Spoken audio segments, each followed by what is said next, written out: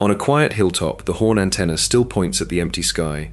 60 years ago, this rusting funnel of steel overheard the birth of the universe. This was the laboratory that invented the modern world, the transistor, the laser, the code humming inside your phone, and the country that let it exist would decide it had grown far too powerful to live. You're watching Doom Clock, where we take apart the giants that built the future and were then taken apart themselves, right down to the phone call that quietly ended an empire. If that's your kind of story, subscribe. First, a phone company builds itself a cathedral of pure science. In 1925, the American phone giant folded its scattered engineers into a single company and named it Bell Labs. Its first president, Frank Jewett, a physicist, was handed a mandate no business had ever dared write down: invent the future and take your time. The arrangement was strange. A regulated monopoly, guaranteed its profits by the government, chose to pour a slice of every telephone bill into research that might not pay off for decades.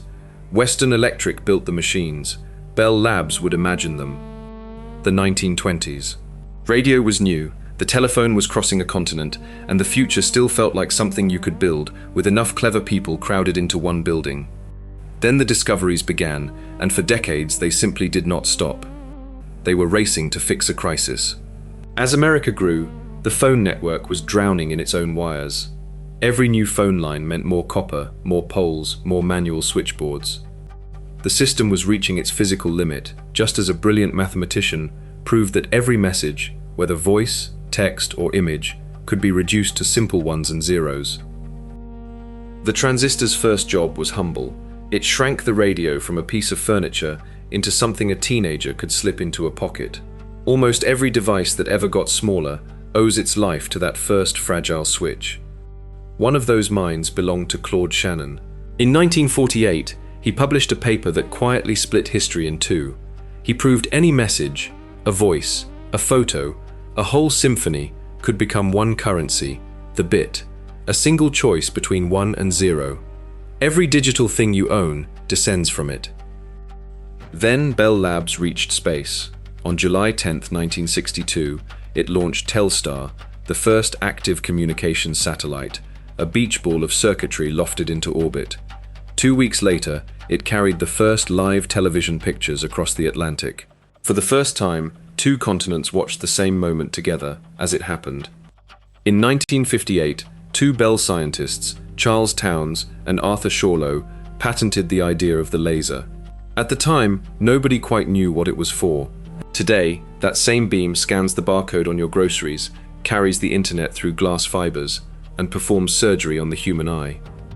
For a generation, the future seemed to arrive on schedule, and it seemed to arrive from a single hedge-lined campus in New Jersey. Every year brought another impossible thing, and the impossible things kept working. But every one of those miracles was paid for the same way, by a monopoly the government had merely chosen to tolerate. The better Bell Labs became, the more a single company seemed to privately own the future itself. That was a debt the country would one day come to collect. By its peak, the scoreboard read like fiction. Some 33,000 patents, roughly one for every working day of its existence, 5 Turing Awards for inventing how computers think, and 10 Nobel Prizes, every one for work done on these quiet New Jersey grounds. For a while it looked permanent, the smartest building in the world, humming behind a hedge in suburban New Jersey, funded forever by the ordinary phone sitting in your kitchen. Behind the breakthroughs were people who never became famous. In 1969, two quiet programmers, Ken Thompson and Dennis Ritchie, started tinkering on a spare machine down the hall. They built an operating system they called Unix, and a language they called C. Today, almost every phone, server, and car on Earth still quietly runs on what those two men wrote. So why would a phone company fund physics that wouldn't sell a thing for 30 years? Because it could. A regulated monopoly earned a guaranteed return, and a small slice of every bill flowed into the labs. Patience was the real product. History loves a lone genius, so the transistor is still often credited to William Shockley. The documented record is different. On December 23, 1947, it was John Bardeen and Walter Brattain who made the device actually work. Shockley was not even in the room, and later admitted his pride was stung by that. So how did a sliver of germanium replace a glass vacuum tube? The first transistor was crude, a small block with 2 gold points pressed against its surface. A tiny current controlled a much larger current flowing out. Amplification, with no heat. In 1964, 2 astronomers aimed that horn antenna at the sky. Arno Penzias adjusted the dish and heard a faint hiss he could not remove. He and Robert Wilson scrubbed it, even evicted nesting pigeons, but the hiss stayed. It was the afterglow of the Big Bang. By accident, they had caught the universe's first light. The signal they caught was over 13 billion years old, older than the Earth, older than the Sun. A telephone company, chasing nothing more than a cleaner long-distance line, had stumbled into the first echo of creation. None of this happened by accident. At Bell Labs, the hallways were built long on purpose, so a physicist walking to lunch was forced to pass a chemist, a mathematician, a metallurgist. You could chase one idea for years with nothing to show. Failure was simply the price of aiming that high. By the 1970s, the same government that had allowed the monopoly began to see it as a threat. The most admired company in America was quietly becoming the most investigated one. The reckoning was almost here. Then the government decided that one company should not own the future. In 1974, the Justice Department sued to break up the Bell system, and the case filled the courtroom of Judge Harold Green. But the decision fell to a single man, Chairman Charles Brown. In January 1982, convinced he would otherwise lose everything, Brown signed the papers that dismantled the largest company on Earth. The decision that ended the Bell system was not shouted in a courtroom. It was offered, almost casually, down a telephone line to a government lawyer who was away on vacation. The government's case was never really about telephones. It was about power. Upstart rivals like MCI complained that Bell used its monopoly over the wires to strangle them before they could grow. A company that owned the lines, the equipment, and the research had simply become too complete to allow.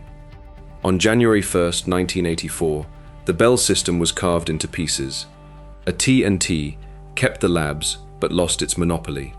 In 1996, they were spun off into Lucent, whose stock crashed.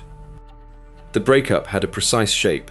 AT&T kept its long-distance lines and Bell Labs, but the local networks were sliced into 7 independent regional companies, nicknamed the Baby Bells. One empire that had answered every phone in America became 8 competing pieces overnight. For the labs, the logic that had funded everything was gone forever. There was no longer a guaranteed river of money flowing in from every telephone.